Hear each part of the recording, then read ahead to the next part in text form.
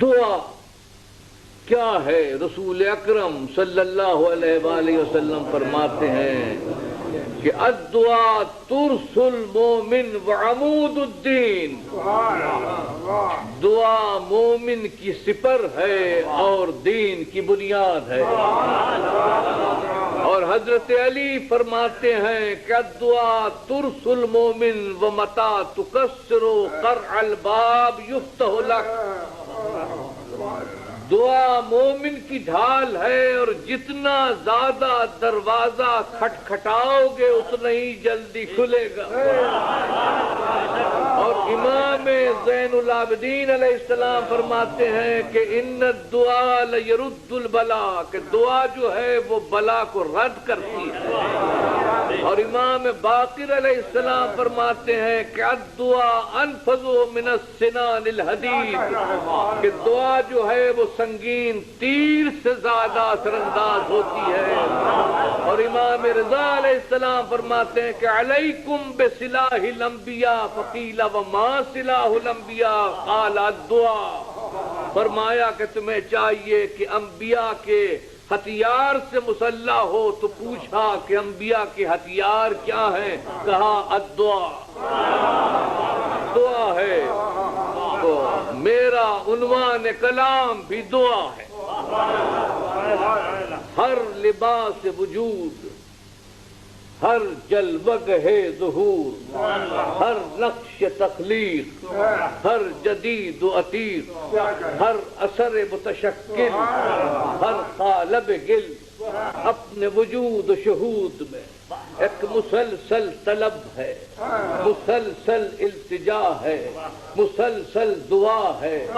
اس بارگاہ خدا بندی میں اور سرکار الہی میں کہ اے مبدع فیض الاطلاق، اے خالق انفس و آفاق، اے مالک موت و حیات، اے حاکم شش جہات، اے مدبر مکان و زمان، اے واجب لا مکان، اے عدم کے نہان خانوں سے نکال کر بازار وجود میں لا کر تشہیر رنگ و سنگ کرنے والے،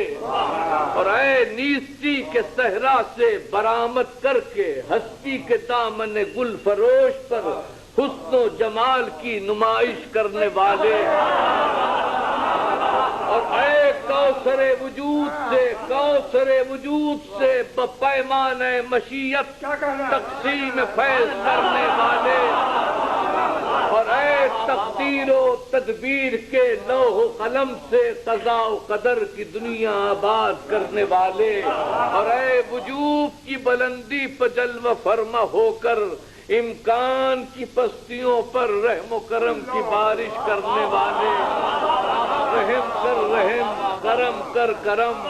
ہم محتاج ہیں تو غنی، تو اعلیٰ ہے ہم دنی، تو اعلیٰ ہے ہم دنی، ہم فقیر ہیں تو امیر، ہم سراپا نیاز ہیں تو بے نیاز، ہم کشکول گدا تو دست عطا، ہم پاسا بکف تو جود و صفا۔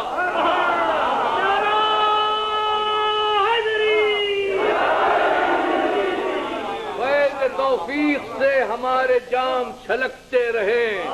فیض توفیق سے ہمارے جام چھلکتے رہیں، رحمت کے دروازے کھلتے رہیں، نسیم کرم کے قافلے چلتے رہیں، اور دل کے غنچے کھلتے رہیں، یا دافع النقم یا باری النسم یا ذل جود والکرم، جس قطرے سے پوچھو یہی التجا ہے،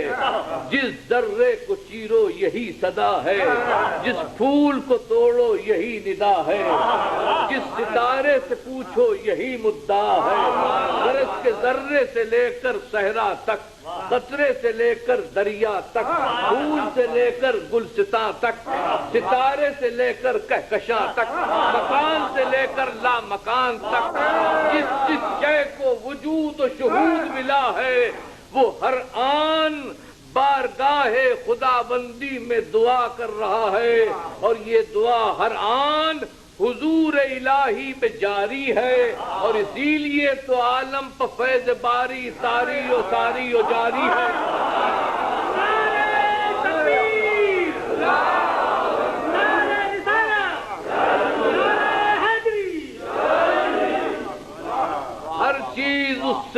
رہی ہے، طلب کر رہی ہے۔ ہیگل اور برگسان اور رومی اور ابن رشد زمان کی تعریف کچھ چاہے کریں، لیکن اجتہادی وقت کی تعریف یہ کرتا ہے کہ وقت دو ہی ہیں، ایک وہ جو تشکیل دعا کے اضطرار میں گزر رہا ہے، اور ایک وہ جو تکمیل دعا کے انتظار میں۔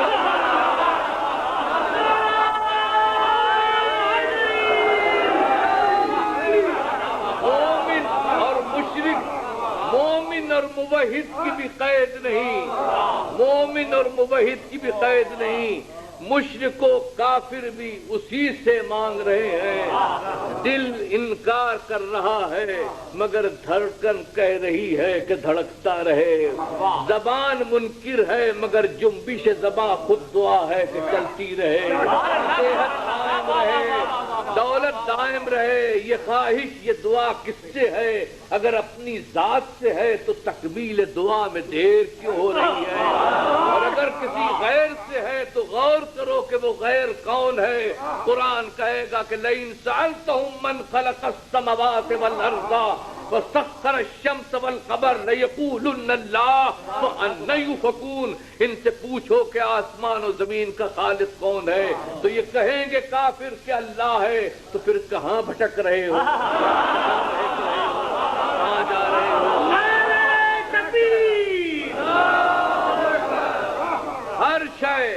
ہر شے اسی سے مانگ رہی ہے،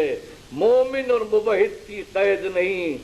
کافر بھی اسی سے مانگتے ہیں، مطلوب وہی ہے، مدعا وہی ہے، نقطہ مرکزی وحدت تھا،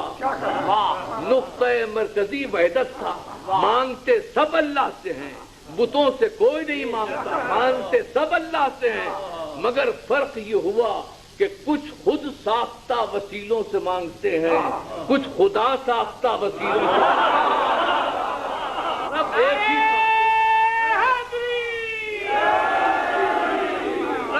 ہی تھا، جلوہ رب میں اختلاف ہو گیا،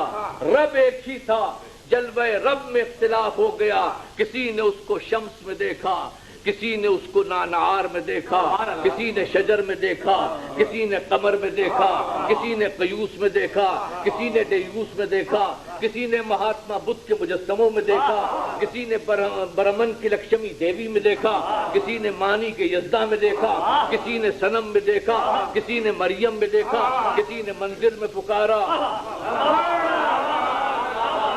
مندر میں پکارا، کسی نے کلیسا میں پکارا، کسی نے صومعے میں پکارا، کسی نے آتش کدے میں پکارا، کسی نے دیر میں پکارا، کسی نے حرم میں پکارا، کسی نے جلدی پکارا، کسی نے دیر سے پکارا، کسی نے بڑھاپے میں پکارا، کسی نے پیدا ہوتے ہی پکارا۔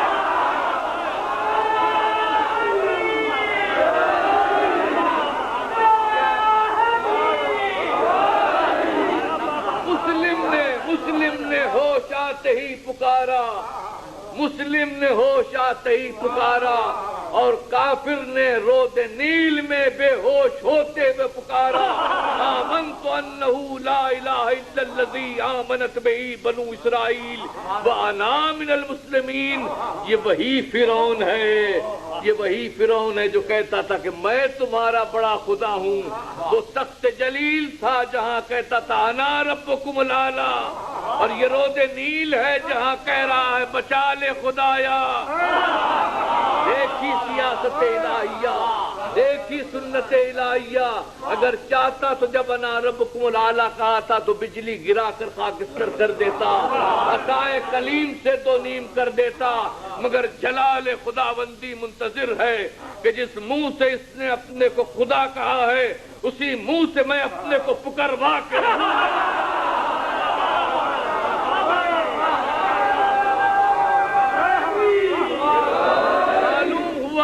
معلوم ہوا